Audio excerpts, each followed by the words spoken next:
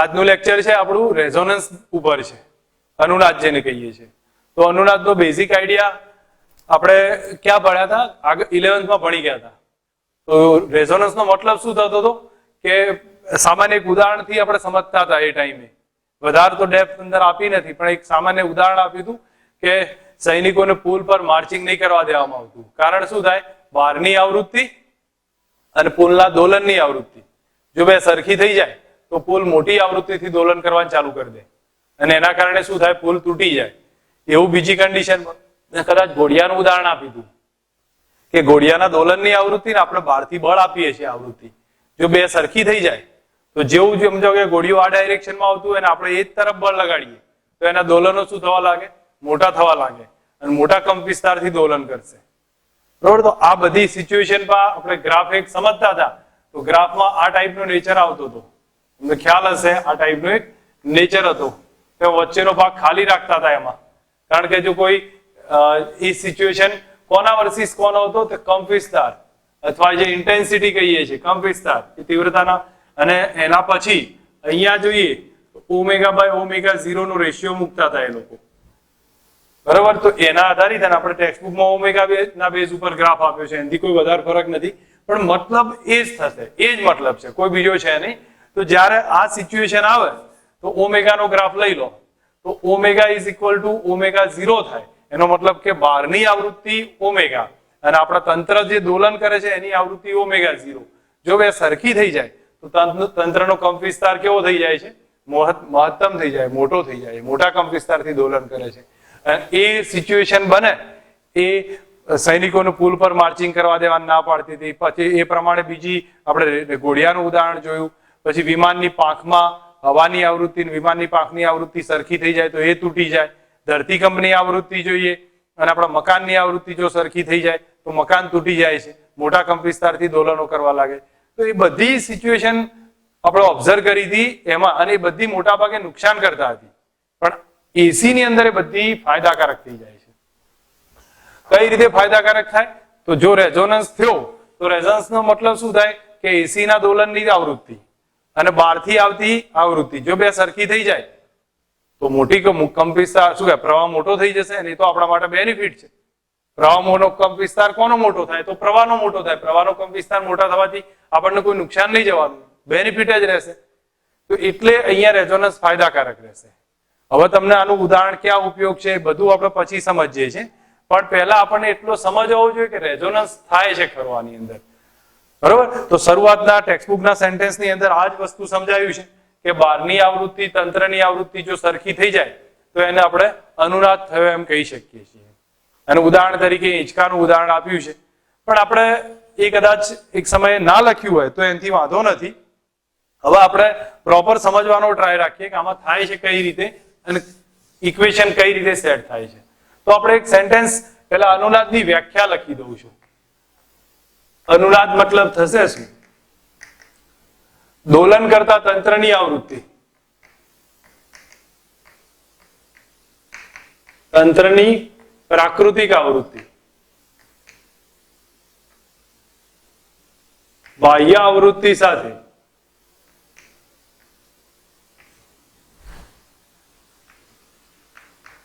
ના જેટલી થાય ત્યારે તંત્ર મહત્તમ કંપ વિસ્તારથી દોલન કરે છે.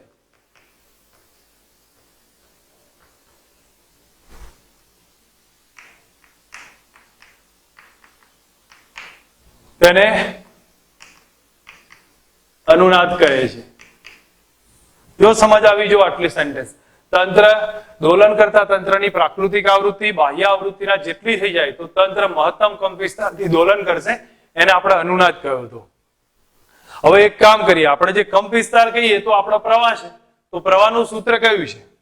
તો I બરાબર કયું સૂત્ર આવશે? I max લખું છું બરાબર V max by Z થાય, અને Z ની કિંમત લખીએ તો V max root of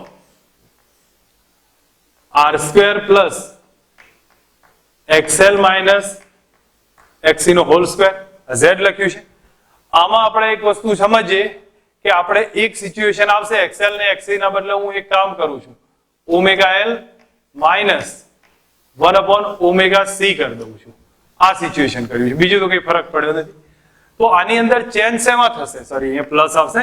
change શેમાં થશે એ સમજ રાખો. જો મેક્સિમમ વોલ્ટેજ ને કોન્સ્ટન્ટ રાખી દીધો છે, સપ્લાય વોલ્ટેજ છે એટલે રેઝિસ્ટન્સ કોન્સ્ટન્ટ હશે, ઇન્ડક્ટર કોન્સ્ટન્ટ, કેપેસિટર કોન્સ્ટન્ટ છે.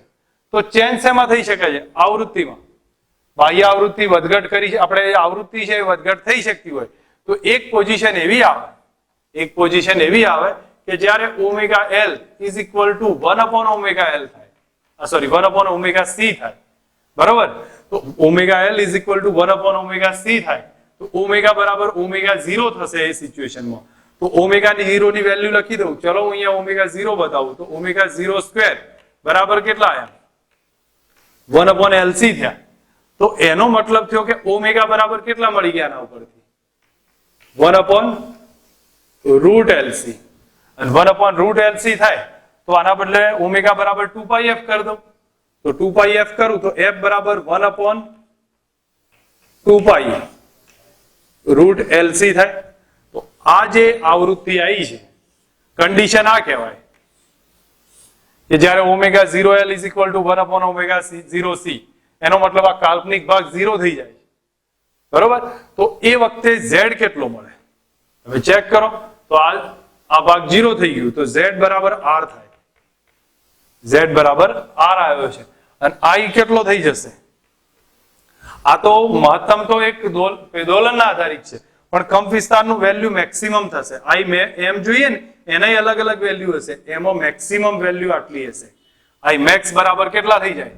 તો V max upon R થાય, કારણ કે Z ના બદલે R લખી શકીએ. આ રેઝોનન્સની શરત છે. જો સમજો સીધા અર્થમાં આપણે સમજીએ કે રેઝોનન્સનો મતલબ શું થશે. આપણે જોયું કે દોલન કરતો તંત્ર હોય એની આવૃત્તિ એવી સેટ કરો કે બહારની આવૃત્તિ ને અંદરની આવૃત્તિ સરખી થઈ જાય, તંત્ર મોટા કંપ વિસ્તારથી દોલન કરવા લાગે, જેને અનુનાદ કહી દીધું છે. હવે એના પછી આપણે સમજીએ અહીંયા કે આપણી પાસે દોલન કોણ કરે છે? પ્રવાહ કરે છે. તો પ્રવાહનું મેક્સિમમ પ્રવાહનું સૂત્ર કયું છે? V max upon Z. એમાં Z નું સૂત્ર કયું? √R² plus ωL minus 1/ωc. તો Z ઓમેગા ઉપર ડિપેન્ડ થાય છે. એનો મતલબ કે I એ ઓમેગા ઉપર ડિપેન્ડ થઈ ગયો. તો ઓમેગા બદલાશે તો I મેક્સિમમ બદલાશે. I મેક્સિમમ ચેન્જ થતો જશે. પણ એક સિચ્યુએશન એવી આવતી હોય કે જ્યારે omega L is equal to 1/ωc થઈ જાય, આ બે સરખા થાય તો omega 0² is equal to 1/LC થાય. તો એ વખતે કોણીય આવૃત્તિ કેટલી થાય? 1/√LC. ફ્રીક્વન્સી કેટલી થશે? 1/2π√LC. આ સિચ્યુએશન બને ત્યારે આ ભાગ 0 થઈ જાય. આ ભાગ 0 થાય છે. અને જ્યારે એ ભાગ 0 થઈ જાય તો એનો સીધો અર્થ થયો કે Z બરાબર આ નીકળી ગયું તો R આવી જશે. Z બરાબર R થયો તો ઇમ્પેડન્સ મિનિમમ થઈ ગયું. પણ પ્રવાહ કેવો થાય? I બરાબર V/Z. Z મૂકીએ તો પ્રવાહ કેવો થયો? મેક્સિમમ થઈ ગયો. તો આ પ્રવાહ મેક્સિમમ બનવાની જે ઘટના છે એને અનુનાદ થઈ ગયું કહેવાય. ઇન શોર્ટ, તમને એક વસ્તુનો પ્રોપર સમજ હોવી જોઈએ કે જો હું અહીંયા તમારી સામે ક્લિયર કરું છું કે આપણી પાસે આ એક પ્રવાહ છે મેક્સિમમ. હવે તમે આની અંદર જે I max છે ને એ આનો મેક્સિમમ લીધો છે આ. બરોબર? પણ જે I મેક્સિમમ Im max જે જોવા મળે છે એ કયો છે? તો આમાંના I મેક્સિમમ છે, I મેક્સિમમ છે. શું ડિફરન્સ આવે છે? તો હું તમને અહીંયા સીધું ક્લિયર કરાવું છું. થોડુંક ધ્યાન આપો. કોઈ આપણે એક ફ્રીક્વન્સી ઓમેગા લીધી ને ઓમેગા લઈ અને આ રીતના દોલન થતા હોય તો એ વખતે આ જે વેલ્યુ મળી છે એને મેં Im કીધું છે. એટલે મતલબ કે આ દોલનનો મેક્સિમમ વેલ્યુ, આ દોલનની મેક્સિમમ વેલ્યુ. પણ જ્યારે હું ઓમેગા બદલીશ તો શું થશે? આવા અલગ અલગ વેવ પ્રોડ્યુસ થશે. બરોબર? અને દરેકમાં I max કેવો હશે? જુદો જુદો જોવા મળશે. દરેકની અંદર I max અલગ અલગ હશે. તો એવી રીતે ઓમેગા બદલતા જઈએ અને બધી ઓમેગાની અંદર એક મેક્સિમમ Im મળશે. અને એની વાત થાય છે કે ટૂંકમાં આપણી પાસે જેટલી ફ્રીક્વન્સી છે બધી ફ્રીક્વન્સી લઈ લઈએ. બધી ફ્રીક્વન્સી લીધી છે અને બધી ફ્રીક્વન્સીમાં મહત્તમ પ્રવાહ કેટલો અવેલેબલ, જેટલી પણ ફ્રીક્વન્સી છે એ બધી ફ્રીક્વન્સીમાં મહત્તમ પ્રવાહ કેટલો? તો એ Im max આવશે. અને એ આપણે ફાઇન્ડ કરવાનું છે. તો ટૂંકમાં આપણી પાસે જેટલી પોસિબિલિટી છે, શું કહેવાય, ફ્રીક્વન્સીના આધારે પ્રવાહની જેટલી પોસિબિલિટી છે બધી વિચારી લો. અને એની અંદર મેક્સિમમ પ્રવાહ ચૂઝ કરો. તો એ ટાઈમને રેઝોનન્સ કહી દીધો છે. બરાબર. હવે આપણે એને વધારે ડેપમાં નહીં લઈ જતા, પણ મારો કહેવાનો અર્થ સમજજો કે આપણે રેઝોનન્સ કોને કીધો છે. પહેલા સમજ આવે તો બહુ જ ઘણું બધું ક્લિયર થઈ જશે આમાં. જો એક વસ્તુ ધ્યાન પર રાખો, આટલું આપણને ક્લિયર થવું જોઈએ કે કોઈ પણ વસ્તુ બહારની આવૃત્તિ તંત્રની આવૃત્તિ સરખી થાય ત્યારે જ આપણે રેઝોનન્સ કહ્યો છે. તો આપણો જે પ્રવાહ છે એ વધઘટ થાય છે આપણે. તો Imax બરાબર Vmax by Z છે. જે Z ની વેલ્યુ કેટલી લખી છે, આ સ્ટેપ લખ્યું, અને પછી એની અંદર એક એવી આવૃત્તિ લીધી કે જ્યારે આ કાલ્પનિક ભાગ 0 કર્યો અને ઓમેગા 0 કેટલા આવ્યા 1/√LC અને ફ્રીક્વન્સી કેટલી 1/2π√LC. અને જો કાલ્પનિક ભાગ 0 થઈ જાય તો Z મિનિમમ થશે અને જે પ્રવાહ મળ્યો છે એ બધા જ પ્રવાહમાં મેક્સિમમ હશે, એ Vmax/R થશે. એને રેઝોનન્સ થયું કહેવાય. હવે રેઝોનન્સનો ઉપયોગ શું છે? તો અનુનાદનો ઉપયોગ શું છે? તો અનુનાદનો ઉપયોગ માટે મેં અહીંયા થોડુંક લખ્યું છે શબ્દોમાં, કારણ કે ટેક્સ્ટબુક થી થોડું આપણું અલગ ના પડે એટલા માટે સમજાવવા માટે મેં લખ્યું. ઓરલ સમજાવવું તો સહેલું છે, બરોબર. આપણે ઓરલ પહેલા સમજી લઈએ, પછી ટેક્સ્ટબુકના લખાણનું જોઈએ. તો વાસ્તવમાં ટીવીનું અને રેડિયોનું જે ટ્યુનિંગ કરવામાં આવે છે ને એ આના દ્વારા કરવામાં આવે છે. સમજો આપણે જે રેડિયોનું સિગ્નલ હોય, આ ધારો કે આપણે ધારીએ છીએ તો રેડિયોની અંદર બટન ફેરવતા હોઈએ છીએ ને આપણે ગોળ. પહેલા જૂના રેડિયો ની વાત થાય તો એમાં ગોળ બટન ફેરવતા હોય. તો એ બટનમાં વાસ્તવમાં શું હોય છે? બટનની સાથે અહીંયા દોરી વીંટાળેલી હોય છે અને એક પ્લેટ ફિક્સ હોય છે અને એક પ્લેટ આની સાથે કનેક્ટ હોય. હવે તો આની સાથે સ્પ્રિંગ જોડેલી હોય, આની સાથે આમ સ્પ્રિંગ કનેક્ટેડ હોય. તો તમે આને ગોળ ફેરવો એટલે શું થવાનું છે કે આ પ્લેટ આને આમ વીંટાળો તો આ પ્લેટ દૂર આવવાની, પ્લેટ દૂર આવશે એનો મતલબ કેપેસિટરની બે પ્લેટ વચ્ચેનું અંતર વધે છે. બે પ્લેટ વચ્ચેનું અંતર કેવું થાય? વધે. અને તમે ધારો કે આ દોરીને ટ્યુનિંગના આ ડાયરેક્શનમાં લઈ જાઓ તો એ વખતે કેપેસિટરની બે પ્લેટ વચ્ચેનું અંતર શું થાય? ઘટે. હવે સ્વાભાવિક છે આ સિચ્યુએશનનો ઉપયોગ કર્યો છે એમને. એનો મતલબ કે આપણે બટન ફેરવીએ છીએ તો શું ચેન્જ કરીએ છીએ? કેપેસિટર ચેન્જ કરીએ છીએ. બટન ફેરવવાથી કેપેસિટર ચેન્જ થાય, કારણ કે એની દૂર નજીક એના અંતરમાં વધઘટ આવે. જેવું કેપેસિટર ચેન્જ થયું તો ફ્રીક્વન્સી ચેન્જ થઈ જાય, કારણ કે સી ચેન્જ થયો ને, અને સી ચેન્જ થયો એનો મતલબ ફ્રીક્વન્સી ચેન્જ થઈ. ફ્રીક્વન્સી ચેન્જ થઈ તો આપણી પાસે જે અવેલેબિલિટી છે એને રેઝોનન્સ સેટ કરીએ કે આપણી પાસે જેટલી આવૃત્તિ છે એના આધારે. હવે કઈ રીતે થશે એ સમજો.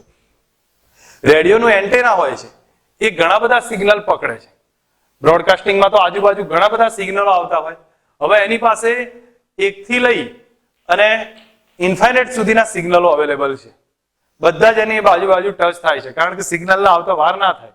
સમજો અહીંથી સિગ્નલ રિલીઝ કરવામાં આવે રેડિયો તરંગ, તો સિગ્નલ 1 સેકન્ડમાં 3 લાખ કિલોમીટર નું અંતર કાપે. પ્રકાશના જેવું, પ્રકાશ જ છે ને મૂળ તો વન ટાઈપ ઓફ. તો 1 સેકન્ડમાં 3 લાખ કિલોમીટર નું અંતર કાપે તો પૃથ્વીનું ચક્કર મારવામાં કે એને વધારે વાર ના લાગે. તો એ બ્રોડકાસ્ટિંગ થવામાં એને સેકન્ડનો બી સમય ના લાગે.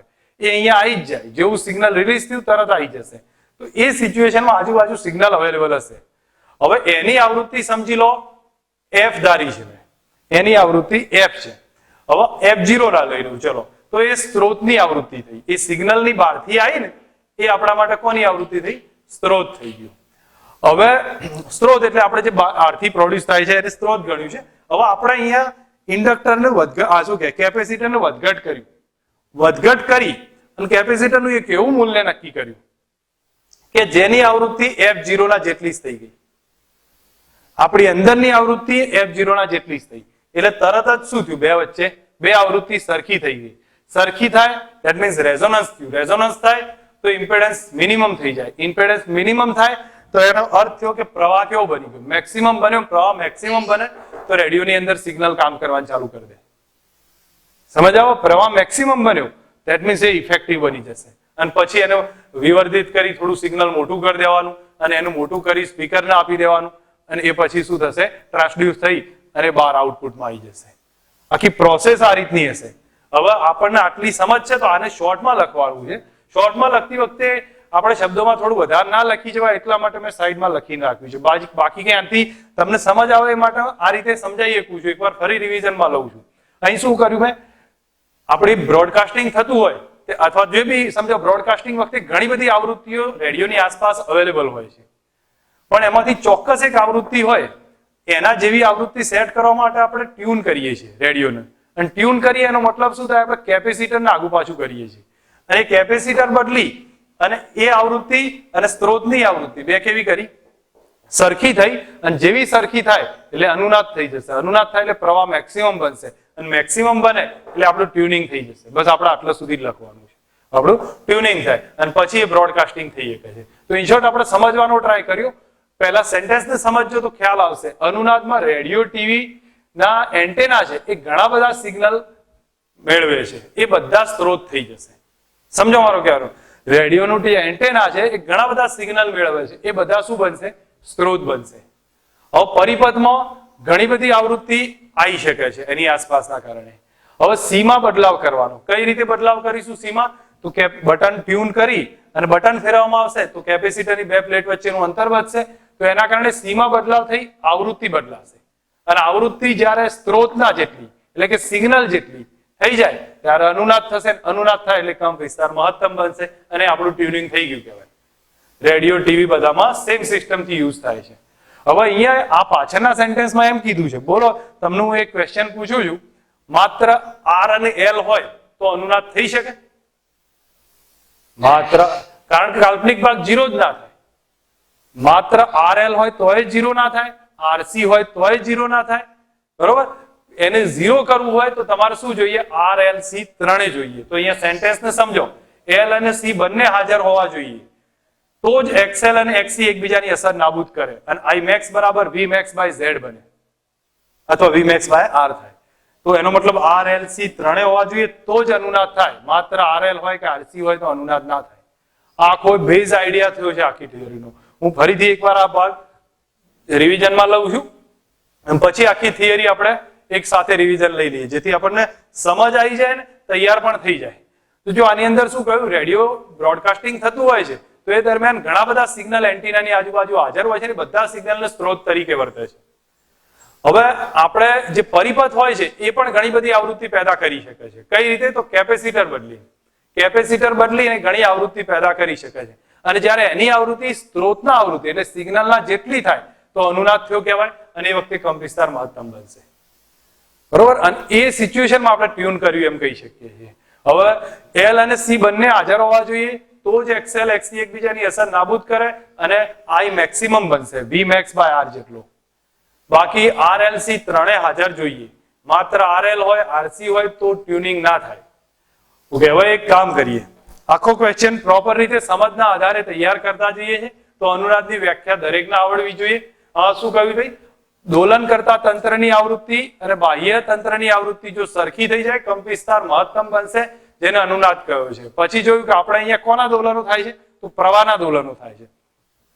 પ્રવાહનું સૂત્ર આઈ મેક્સ બરાબર વી મેક્સ બાય ઝેડ છે. તો ઝેડ બરાબર આ સ્ટેપ લખ્યું અને પ્રવાહનું મેક્સિમમ વેલ્યુ છે એની ઘણી બધી આવૃત્તિમાં દરેકમાંથી આપણે મેક્સિમમ પ્રવાહ ચૂઝ કરવો છે. તો આપણે omega 0L is equal to 1 upon omega 0C કર્યું. આપણે સરખાઈ દીધા. Omega 0 square is equal to 1 upon LC આયા. તો omega is equal to 1 upon route LC થઈ ગયા. અને ફ્રીક્વન્સી કેટલી થાય? 1 અપોન 2 પાઈ રૂટ LC થાય. આ ફ્રીક્વન્સી થઈ ગઈ. આ સિચ્યુએશન થાય ત્યારે અનુનાદ થયો કહેવાય. અને અનુનાદ થશે એટલે કઈ કન્ડિશન આવે?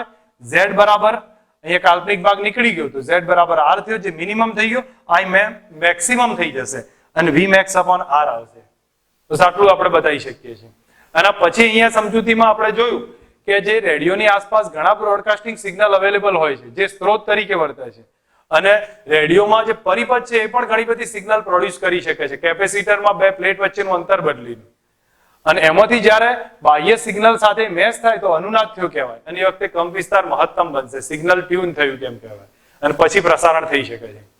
હવે એલ અને સી બંને હાજર જોઈએ, એના કારણે જ આઈ મેક્સ બરાબર વી મેક્સ અપોન આર થાય અને એક્સએલ એક્સી એકબીજાની અસર નાબૂદ કરે. પણ ધારો કે આર એલ સી ત્રણે હોવા જોઈએ, એકલો આર એલ હોય આરસી હોય તો રેઝોનન્સ નહીં થાય. બોલો સમજ આવે છે? ઇમ્પોર્ટન્ટ થિયરી છે, આપણે તૈયાર કરવી પડશે. બરોબર છે? દરેક જણા સમજ સાથે પ્રિપેર રાખીને, ખાસ અગત્યની થિયરી. તમારે નોટ કરવું હોય તો કરી લો જેથી અમુક પોઈન્ટ્સ યાદ રાખવામાં ઈઝી થઈ જશે.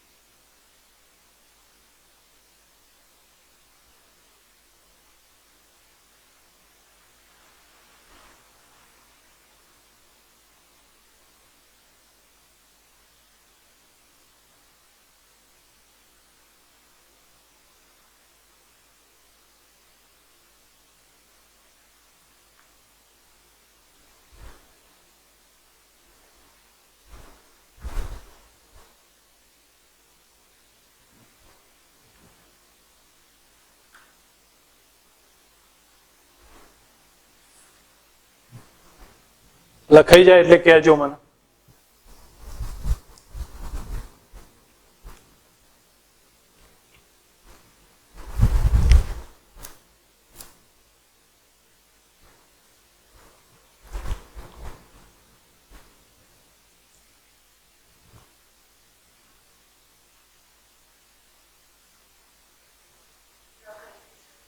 લખાઈ ગયું છે?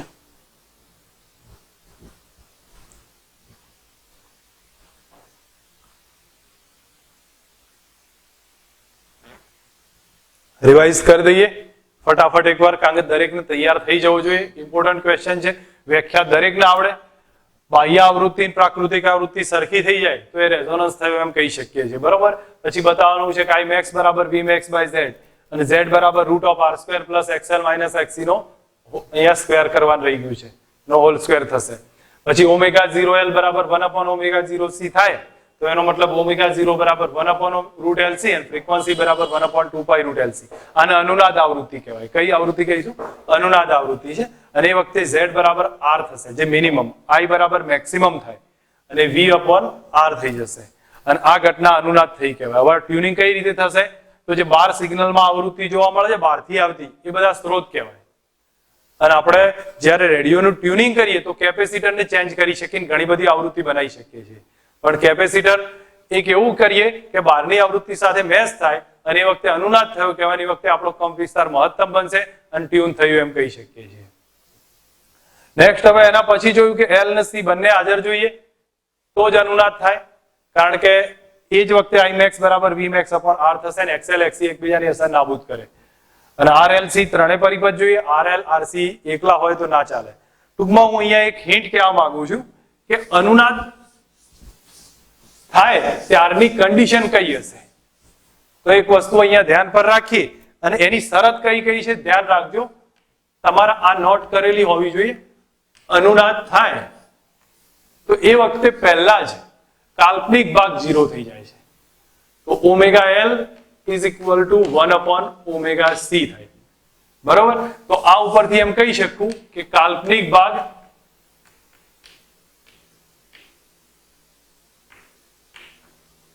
શૂન્ય થાય. પહેલી શરત છે. XL બરાબર XC. બીજું છે કે એની ω0 થઈ જશે 1/√LC, ફ્રીક્વન્સી એટલી આવે અને ફ્રીક્વન્સીના સ્વરૂપમાં લખું તો 1/2π√LC થાય. સેકન્ડ, પછી થર્ડ જોઈએ. થર્ડમાં આપણે જોયું કે ઇમ્પેડન્સ મિનિમમ થાય અને R જેટલો હશે. ત્રીજું, પછી ચોથું જોયું તો પ્રવાહ છે એ મેક્સિમમ બનશે,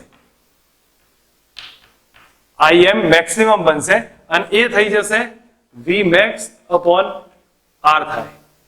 આ ચોથી કન્ડિશન છે. એના પછી જોઈએ આગળ આવશે, પણ હું અત્યારે લખી દઉં છું, cos phi બરાબર R/Z થાય.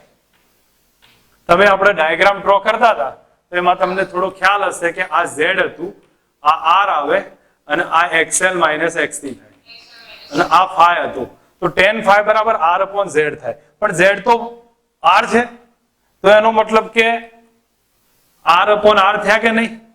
તો cos phi કેટલો થઈ ગયો? 1 થયો. cos phi 1 થશે. હવે એના પછી V અને I ની કળા સમાન થાય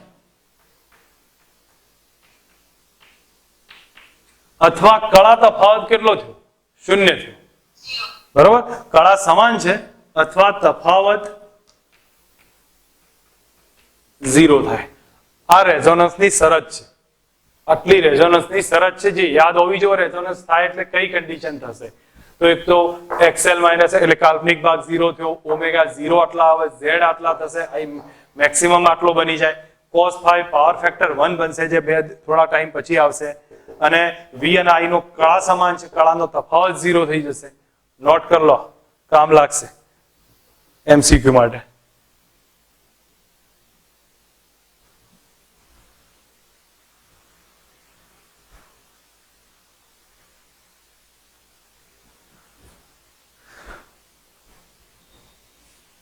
હવે 7.4 લઉં છું.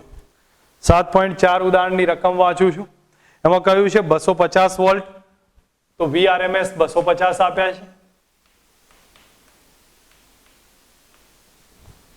ફ્રીક્વન્સી 50 હર્ટ્ઝ છે. તમને ફ્રીક્વન્સી આપી હોય તો તમે ઓમેગા બરાબર ડાયરેક્ટ 2πf કરી 314 રેડિયન પર સેકન્ડ લખી શકો છો. જ્યારે 50 આપ્યા હોય ત્યારે જ થશે, બરોબર. અને કેપેસિટર આપ્યું છે 15 માઇક્રોફેરેડે, જરૂર પડશે એટલે 15 ગુણ્યા 10⁻6 ફેરેડે લખી દીધું છે. એના પછી આપણને કહ્યું છે કે પ્રવાહનું કેપેસિટિવ રિએક્ટન્સ ફાઇન્ડ કરવું છે.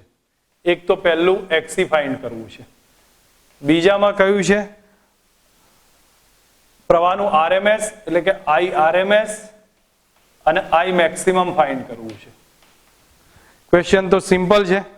અને બીજું છે એના પછી કહેલું છે કે જો આવૃત્તિ બમણી કરવામાં આવે તો XC અને R માં શું ફરક પડે એ પછી જોઈશું.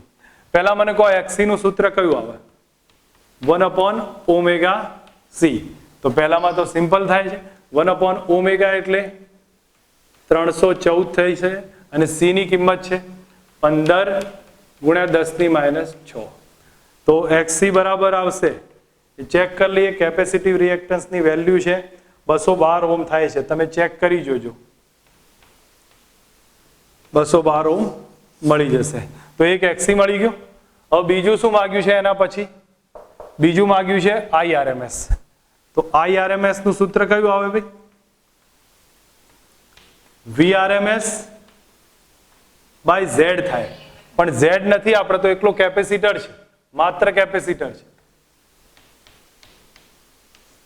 અને માત્ર C હોય ત્યારે કેટલું લખાય? XC ચાલે, બરોબર છે. IRMS બરાબર VRMS અપોન XC. તો VRMS કેટલા છે? 250 વોલ્ટ છે અને XC 212 ઓહ્મ છે. તો IRMS કેટલો થાય છે? કેલ્ક્યુલેશન કરીને મને કહી દો. આમાં 1.17 થાય છે.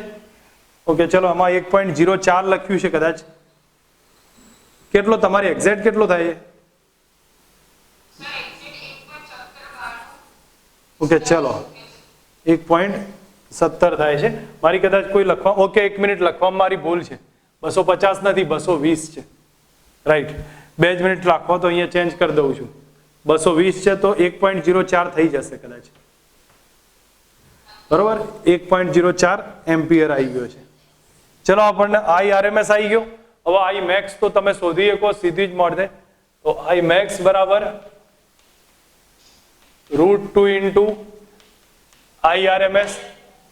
તો √2 IRMS કેટલા છે? 1.04.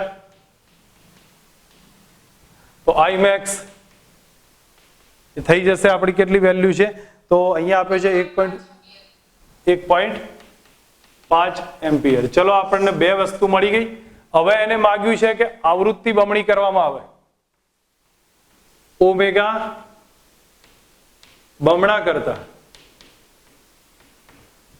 XC બરાબર 1/ωc છે ભાઈ, 1/ωc છે. તો આ બમણું કરીએ તો XC અડધો થાય, બરોબર. XC અડધો થાય. અને પ્રવાહ I બરાબર V/XC છે. તો I બરાબર V/XC હોવાથી XC અડધો થયો ને તો પ્રવાહ ડબલ થઈ જશે. I બમણો થાય. બસ આપણે સેન્ટેન્સ લખવાનું હતું. જો સમજ રાખો, કઈ વધારે છે નહીં. આ ક્વેશ્ચન ને થોડુંક એકવાર રિવિઝનમાં લઉં છું. VRMS 220 વોલ્ટ છે, ફ્રીક્વન્સી 50 છે, તો ઓમેગા 314 રેડિયન પર સેકન્ડ લખી ગયા. C 15 માઇક્રોફેરેડે. તો XC માંગ્યા છે, XC બરાબર 1/ωc. તો ઓમેગા અને C ની કિંમત લખો તો XC મળી જશે. IRMS એટલે VRMS બાય Z થાય, પણ એકલો કેપેસિટર હોય એટલે નીચે XC લખી દીધું છે. તો VRMS 220 અને XC 212 થશે. તો 1.04 એમ્પિયર આયા. I max માંગ્યો છે તો √2 ઇન્ટુ IRMS બેનો ગુણાકાર કર્યો, I maximum આવી ગયો. પછી કહ્યું છે ઓમેગા બમણો કરવામાં આવે. જો ઓમેગા બમણો કરીએ તો XC બરાબર 1/ωc. તો XC અડધો થઈ જાય. અને I બરાબર V/XC. XC અડધો થાય છે તો I બમણો થશે. લખી દો. ચલો અહીં જો ઉદાહરણ 7.5 છે. એમાં કહ્યું છે કે આકૃતિમાં દર્શાવ્યા પ્રમાણે એક બલ્બ ઓપન કોઇલ ઇન્ડક્ટર સાથે કળ સાથે જોડેલો છે, બરોબર, સ્ત્રોત કનેક્ટેડ છે. હવે આના ગર્ભમાં લોખંડનો સળિયો દાખલ કરવામાં આવે તો પ્રકાશિતતા વધે, ઘટે કે ફેરફાર ના થાય એનો જવાબ આપવાનો છે. તો અહીંયા હું સ્ટેપ વાઇઝ સમજાવતો જાઉં છું. મેં તમને ઓલરેડી જે MCQ કરાયા એની અંદર આ વાત કરેલી હતી, છતાં અહીંયા બતાવું છું. થોડુંક ધ્યાન આપજો. જ્યારે કળ બંધ કરવામાં આવે તો આ સિચ્યુએશન થશે, પ્રવાહનું વધવાનું ચાલુ થશે. તો અહીંયા સમજ રાખો, જ્યારે આની અંદર લોખંડનો સળિયો નાખવામાં આવે, લોખંડનો સળિયો નાખવામાં આવશે તો આપણને એટલું ખબર હશે કે L બરાબર મ્યુઆર, અથવા હું સ્ટેપ વાઇઝ તમને કહું, L પ્રપોઝનલ ટુ મ્યુઆર છે. તો મ્યુઆરમાં વધારો થાય, મ્યુઆરમાં વધારો થતા Lમાં વધારો થાય, Lમાં વધારો થાય તો આપણે એમ કહી શકીએ કે XL બરાબર ઓમેગા L છે. તો L વધતા XL વધશે, અને XL વધે તો I બરાબર V અપોન XL થાય. ઇન્ડક્ટર હોય તો ઠીક છે, રેઝિસ્ટન્સ આનો હોય તોય કોઈ ફરક નહીં પડે. તો હું એક કામ કરું છું કે સીધા અર્થમાં બતાવી દઉં છું, ફક્ત XL રાખું છું. તો આ વધે તો આ શું થશે? I ઘટે. અહીંયા સમજ રાખીએ કે જેવો સળિયો અંદર દાખલ કરવામાં આવે તો L પ્રપોઝનલ ટુ મ્યુઆર છે. એનો મતલબ કે મ્યુઆર વધતા L વધશે ને L વધતા XL વધશે. XL વધે તો I બરાબર V અપોન XL થાય, XL વધતા I ઘટશે, અને I ઘટે તો બલ્બમાંથી ઓછો પ્રવાહ પસાર થાય. તો બલ્બની જે તીવ્રતા છે એ શું થવા લાગશે? ઘટવા લાગે. બરોબર. આપણે શોર્ટમાં લખવાનો છે તો એક સેન્ટેન્સ લખી કાઢો. હું કહું છું એ પ્રમાણેનું સેન્ટેન્સ લખી દો. એની અંદર આવશે કે L બરાબર મ્યુઆર મ્યુ0 n square A upon L મુજબ. L બરાબર મ્યુઆર મ્યુ0 n square A upon L મુજબ. જ્યારે લોખંડનો સળિયો ઇન્ડક્ટરમાં દાખલ કરતા, લોખંડનો સળિયો ઇન્ડક્ટરમાં દાખલ કરતા L વધે છે, L વધે છે, L વધતા ઇમ્પેડન્સ Z વધે, L વધતા ઇમ્પેડન્સ Z વધે, અને ઇમ્પેડન્સ વધતા પ્રવાહ ઘટે. ઇમ્પેડન્સ વધતા પ્રવાહ ઘટે. પ્રવાહ ઘટે તો બલ્બની તીવ્રતા પણ ઘટે છે અને બલ્બ ઝાંખો પડે છે. પ્રવાહ ઘટતા બલ્બની તીવ્રતા ઘટે છે, બલ્બ ઝાંખો પડે છે. આ સેન્ટેન્સ સમજવું હોય તો લખી રાખજો. બાકી ક્વેશ્ચન આટલો હતો, બરોબર. આમાં કઈ વધારે છે નહીં. સમજવું હોય તો આટલું શોર્ટમાં લખી રખાય જેથી તમને યાદ રહે. મ્યુઆર વધતા L વધે, L વધતા XL વધે, XL વધતા I ઘટે, એટલે તીવ્રતા ઘટશે.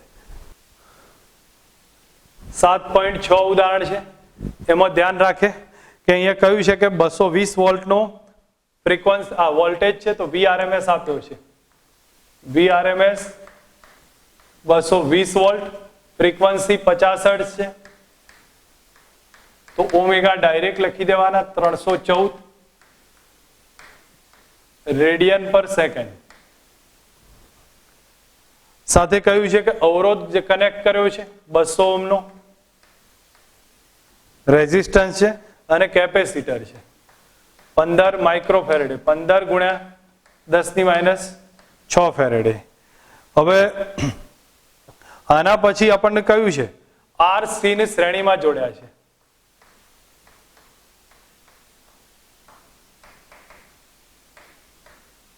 પરિપથ આ રીતનો થશે: રેઝિસ્ટન્સ, કેપેસિટર અને સપ્લાય સોર્સ આર સી ને શ્રેણીમાં જોડેલા છે.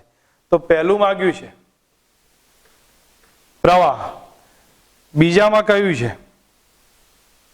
અવરોધક અને કેપેસિટરના બે છેડાનો વોલ્ટેજ, બીમાં VR અને VC, ત્રીજામાં કયું છે બે છેડાનો RMS વોલ્ટેજ, અને શું ઓકે રાઈટમાં. અને છેલ્લે ટૂંકમાં આપણને જે ટેક્સ્ટબુક મુજબ ગણાયું છે એ મુજબ આપણે સમજીએ તો વીઆર, વીસી અને વીઆર અને સી આ ત્રણ ફાઇન્ડ કરવા છે. હવે એક કામ કરીએ, મૌખિક મને કહી દેશો ઇક્વેશન તો તમને ખ્યાલ આવે.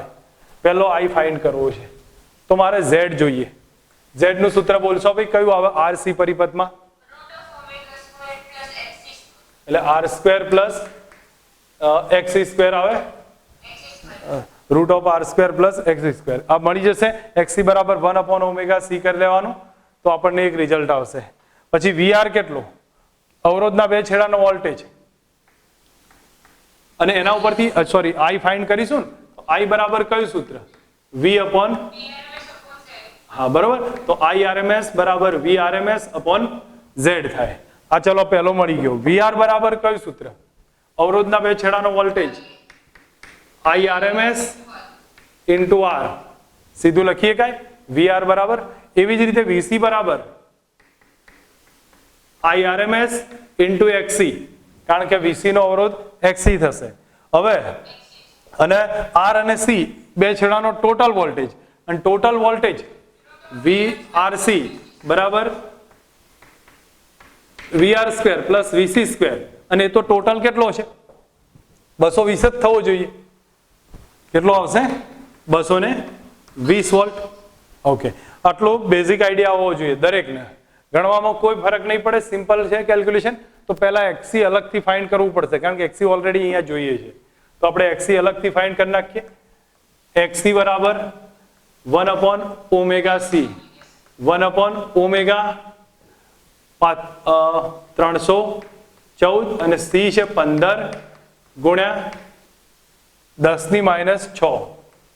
લગભગ 212 થશે. આગળ ગણ્યો તો એવો જ છે, છતાંય જોઈ લો મારી ભૂલ ના થતી હોય, કારણ કે આગળ કદાચ આવું જ વેલ્યુ આવી હતી. બરોબર, હા તો 212 આવી ગયો. એક્સી આવ્યો છે, આર આવી ગયો. તો પછી ઝેડ શોધી કાઢીએ. લખું છું ઇમ્પેડન્સ ઝેડ બરાબર root of R square plus X C square. કિંમત મૂકીએ. આર ની કિંમત છે 200 વત્તા 212 નો વર્ગ. તો ઝેડ કેટલો થાય છે? કેલ્ક્યુલેશન કરીએ. 200 નો વર્ગ વત્તા 291.67 આપ્યો છે, 291.67 ઓમ થશે. ચલો ઝેડ આવી ગયો. એકવાર ઝેડ મળી જાય પછી આઈ શોધી કાઢીએ. તો આઈ આરએમએસ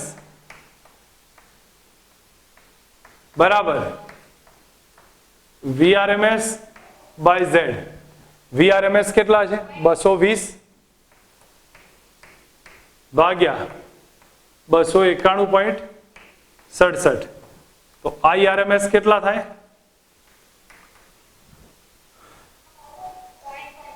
0.75 એમ્પિયર. ચલો આઈ આરએમએસ આવી ગયા. હવે આઈ આરએમએસ પછી વીઆર શોધો. અવરોધના, યાદ રાખજો ગમે ત્યારે અવરોધના બે છેડાનો વોલ્ટેજ આવે એ આ જ સિચ્યુએશનમાં લખાશે, આઈ આરએમએસ ઇન્ટુ આર. કેપેસિટન્સ નો કહેવાય તો આઈ આરએમએસ ઇન્ટુ એક્સી, અને ઇન્ડક્ટર નો આવે તો આઈ આરએમએસ ઇન્ટુ એક્સએલ. તો હવે પછી વીઆર બરાબર આઈ આરએમએસ ઇન્ટુ આર. કિંમત મૂકતા જઈએ. આઈ આરએમએસ 0.75 અને આર થશે 200. તો વીઆર બરાબર 151. ચલો અહીંયા વીઆર મળ્યો. વીસી શોધો. આઈ આરએમએસ ઇન્ટુ એક્સી. તો આઈ આરએમએસ 0.75 અને 212 તો 160 વોલ્ટ. હવે છેલ્લામાં આવ્યું છે. તો છેલ્લામાં આપણે અહીંયા એટલું કહી શકીએ કે વી આર અને સી જો આ રીતે શોધવું હોય તો ઠીક છે, તોય 220 જ આવશે. બરોબર, તમે ચેક કરવું હોય તો કરી જુઓ. રૂટ ઓફ 151 નો વર્ગ વત્તા 160 નો વર્ગ 220 જ અહીં ઉભો થશે. એના કરતા સીધું લખી દો તોય ચાલે. અહીંયા લખી દઉં છું અવરોધ અથવા આર અને સી ના બે છેડાનો વોલ્ટેજ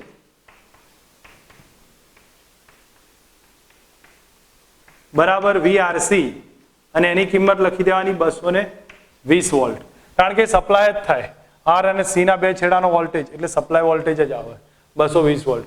ઓકે, એકવાર રિવિઝન લઉં છું, ક્વેશ્ચન ને સમજ રાખજો. પહેલા VRMS આપી છે, ફ્રીક્વન્સી આપી છે, એના પરથી ઓમેગા મળશે, R આપ્યા છે, C આપ્યા છે, RC શ્રેણીમાં છે, આ બધી વેલ્યુ ફાઇન્ડ કરવી છે. પહેલા આપણે XC ફાઇન્ડ કરી નાખીએ, તો XC બરાબર 1/ωc, ઓમેગા 314 અને C ની કિંમત લખી તો 212 ઓમ થશે. આ XC મળ્યો. ઇમ્પેડન્સ બરાબર Z બરાબર √RC R² પ્લસ XC², તો 200 નો વર્ગ વત્તા 212 નો વર્ગ એટલે આટલા ઓમ Z મળી ગયો. ત્યારબાદ IRMS એટલે VRMS બાય Z, 220 ભાગ્યા 291 તો 0.75 એમ્પિયર આવ્યો. હવે VR નું સૂત્ર IRMS ઇન્ટુ R, 0.75 ગુણ્યા 200 એટલે આટલો થયું. VC બરાબર IRMS ઇન્ટુ XC, તો આપણે કિંમત મૂકી 160 આવ્યો. અને પછી જો R અને C વચ્ચેનો પૂછે તો 220 લખો અથવા પછી આવી રીતે શોધીને લખો, કોઈ ફરક નહીં પડે. આ ફક્ત તમને સમજવા પૂરતી હિન્ટ છે, નોટ કર્યું એ તો કરી લેજો.